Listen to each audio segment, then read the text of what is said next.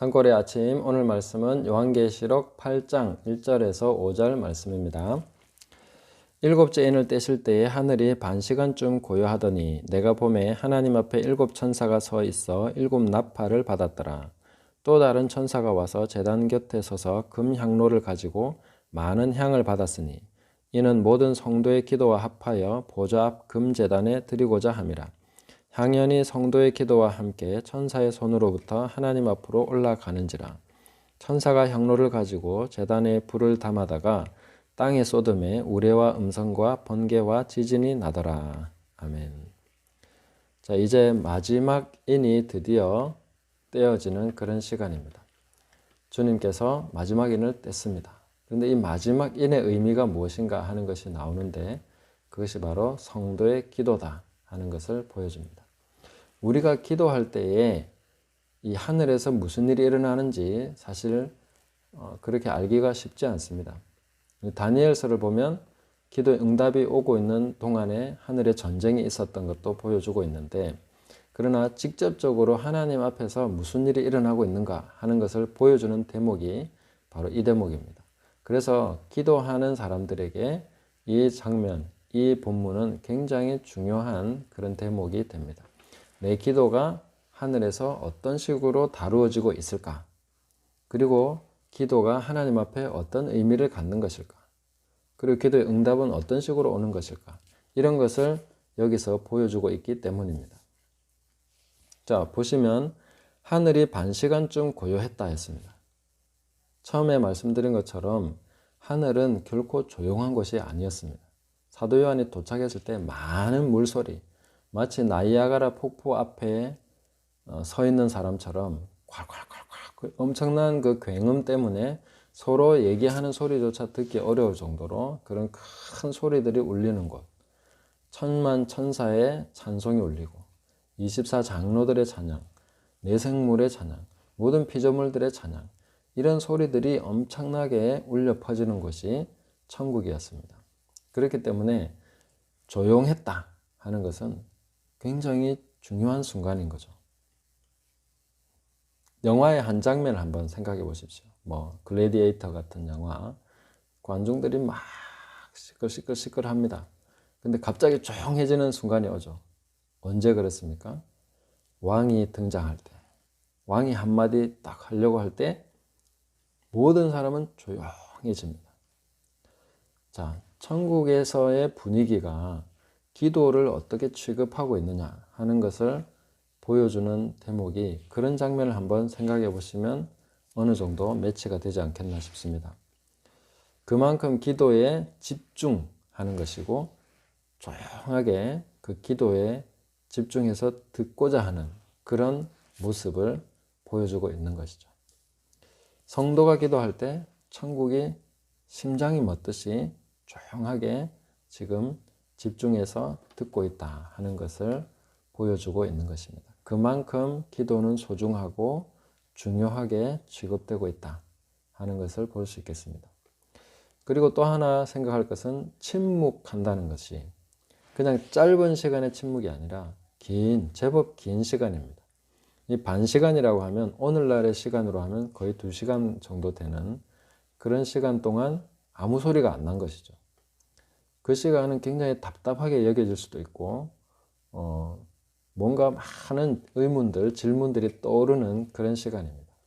우리가 기도할 때에 응답이 바로 오지 않는 것을 우리는 늘 경험하고 있습니다. 즉각적인 응답이 아니라 항상 그 기다림의 시간이 필요한 것이죠. 이 조용한 시간은 단지 기다림의 시간만은 아닙니다. 기도는 이런 시간 동안에 여물어가고 좀 더 성숙해가고 익어가는 그런 시간인 것이죠. 그래서 기도는 계속 달라져 가야 됩니다. 우리가 적어놓고 기도하는 것도 필요합니다. 그 응답을 확인해보고 하나님 앞에 합당한 감사와 영광을 돌려드려야 되니까 기도를 딱 적어놓고 무엇을 내가 기도했는가 하는 것을 기억하는 것도 필요합니다. 그러나 또 하나는 기도가 계속해서 성장해가고 변화돼 가야 된다는 것입니다. 성도의 영적인 수준은 그 기도의 수준을 넘지 못합니다. 그래서 이 침묵의 시간, 하나님의 침묵, 천국의 침묵, 천국이 침묵하고 있는 동안에 저는 기도하는 거 아니겠습니까? 그 기도하는 그 시간 동안에 내가 계속 성장해 가야 되고 변화돼 가야 되고 시야가 넓어져야 되고 더 깊어져야 되고 더 많이 회개하고 정결해져야 되는 것이고 더 기도의 영역이나 영향력을 확대시켜야 되는 것입니다. 그래서 기도가 변화되고 있지 않다면 10년 전 기도와 지금이 똑같다면 아니면 내가 잘 먹고 잘 살고 아무 문제가 없으니까 기도할 것이 없다고 생각한다면 그것은 굉장히 심각하게 뭔가 정체되어 있고 성장이 멈춘 것이기 때문에 이 부분에 대해서 점검하시고 다시 깨달아 가야 될 것입니다. 이 천국의 침묵에서 우리가 또 생각해야 될 것은 먼저 그 나라와 그의 의를 구하라 이렇게 말씀하셨는데 그 나라와 의를 구하면 이 모든 것은 너희에게 더해 주신다고 했습니다. 천국에서 우리의 기도에 관심을 갖는 이유가 뭐겠습니까? 이것이 어마어마한 핵폭탄과 같은 그런 위력이 있고 천국을 변화시킬 뿐만 아니라 이 땅을 변화시키는 굉장한 그 포인트가 되는 것이 성도의 기도이기 때문에 이런 부분들을 계속해서 천국도 주목하게 되는 것입니다. 성도의 기도는 그만큼 어마어마한 그런 영향력을 가지고 있습니다. 제가 천국도 변화시킨다 했는데 이 부분은 조금 뒤에 가서 한번 보겠습니다. 그래서 먼저 그의 나라와 그의 의를 구하면 사실상 다른 기도는 할 필요가 없어집니다. 우리 기도가 어느 수준 이상으로 어떤 궤도에 들어가기 시작하면 다른 기도는 할 필요가 없어집니다. 왜냐하면 다 하나님이 알아서 주시기 때문에 모든 것을 채워주시기 때문에 나머지 것은 구하지 않아도 된다는 것을 자연스럽게 알게 됩니다. 마치 전쟁에 나가서 싸우는 군사에게 총과 장비와 모든 식량과 이것이 공급되는 것이 당연한 것이죠. 그 한 포인트에 맞춰서 자기의 사명을 감당하고 있는 사람이라면 당연히 그에 따르는 보급이 따라가 주는 것이 정상적인 것이겠죠. 그게 안 되면 싸움을 할 수가 없으니까. 우리가 하나님의 나라와 그의 의를 구하는 기도를 한다면 그것을 먼저 구하고 있다면 다른 것이 보급이 따라오는 것은 자연스러운 현상이고 하나님께서도 그것을 당연하게 여기십니다. 그래서 복음 전하는 자는 복음으로 말미암아 살리라. 제단을 섬기는 자는 제단에서 나오는 것으로 양식을 삼습니다.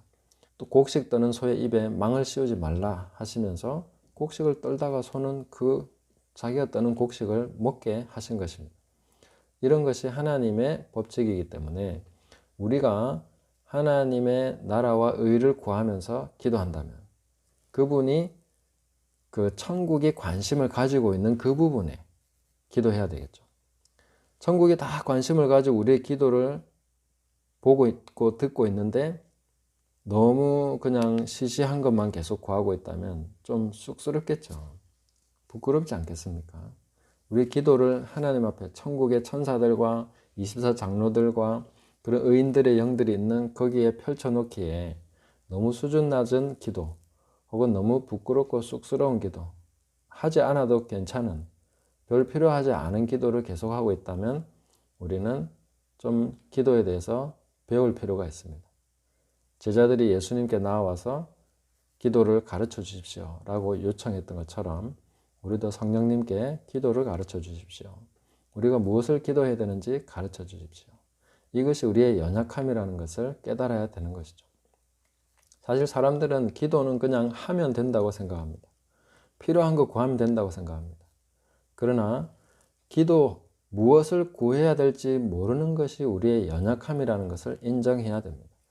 하늘에서 관심을 가지고 전 천국이 정지되어서 관심을 가져야 되는 것이 기도인데 거기에 합당한 것을 구하지 못하는 것이죠. 그것이 우리의 연약함입니다. 그 수준에 맞는 기도를 못하는 것이죠.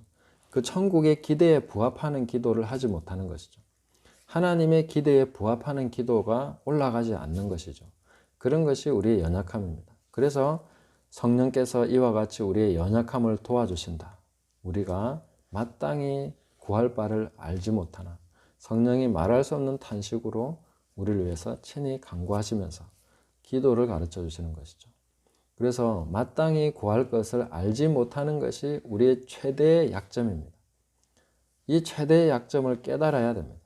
그래서 천국이 침묵하면서 집중하고 있을 만큼 기도가 중요한데 우리는 그냥 이 모든 기회를 날려버리고 있는 이런 시간이 너무 많다는 것이죠. 저를 포함해서 우리 모두가 진심으로 각성해야 되는, 진실로 각성해야 되는 부분이 바로 무엇을 기도해야 될 것인가. 천국에 관심을 가지고 집중하고 침묵하면서 기다리고 있을 만큼 중요한 모든 것을 멈추고 기다리고 있는 이 부분에서 우리가 채워 넣을 수 있는, 그것을 만족시키고 충족시킬 수 있는 내용을 하나님 앞에 올려드려야 되는 것이죠. 그것이 바로 기도의 사명이다, 이렇게 볼 수 있겠습니다. 그리고 기도는 향과 함께 올라갑니다. 기도 자체가 향은 아닙니다. 그런데 향과 함께 올라갑니다. 그래서 향과 기도는 섞여서 가기 때문에 기도를 향이다 이렇게 말해도 사실 틀린 건 아니겠죠. 그래서 이 하나님 앞에 향으로서 올라가는 기도가 이런 대목이 바로 기도의 특성을 잘 보여줍니다. 그 자체로는 어떤 것도 뭐 이렇게 위력이 없습니다. 바람도 아니고 번개도 아니고 기도는 그냥 조용하게 소곤소곤 올라가는, 하나님 앞에 올라가는 그런 것일 뿐입니다. 몽글몽글 올라가는 그냥 연기 구름이죠. 그런데 여기서 우리가 봐야 될 것은 오로지 기도의 초점은 아버지께 있다는 것입니다. 하나님께 기도의 초점이 있다는 것이죠. 성막에서 쓰는 향을 만드는 법이 있습니다. 그 몇 가지를 섞어서 조제하는 향이 있는데 그것은 하나님 외에 누구도 맡을 수 없도록 그렇게 제조되는 특별한 목적을 위한 향입니다. 그 사람이 자기가 맡기 위해서 그런 걸 만들면 다 백성 중에 끊쳐진다라고 말씀하셨습니다. 그래서 기도는 오로지 아버지를 기쁘게 하는 것이 목표다. 목적이 바로 그거다 하는 것을 우리가 기억해야 되겠습니다. 기도가 향이라는 것은 오직 하나님께 올라가서 하나님을 기쁘시게 하는 것이 기도의 목적이라는 거죠. 이 기도의 목적에 맞게 우리는 기도해야 되고 그렇게 배워가야 되겠습니다. 예수님이 십자가를 지실 때도 사실상 주님의 마음에는 오직 아버지의 뜻을 행하기 위한, 아버지를 기쁘시게 하기 위한 그 목적만이 자리 잡고 있었던 것을 우리가 볼 수가 있습니다.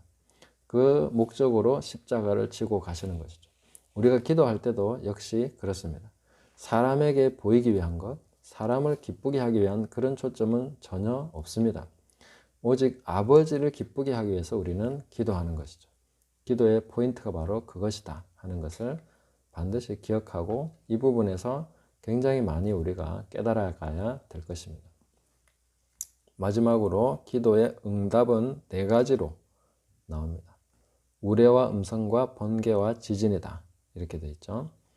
자, 우레는 하늘을 진동시키는 것입니다. 하늘을 진동시키는 강력한 울림이죠.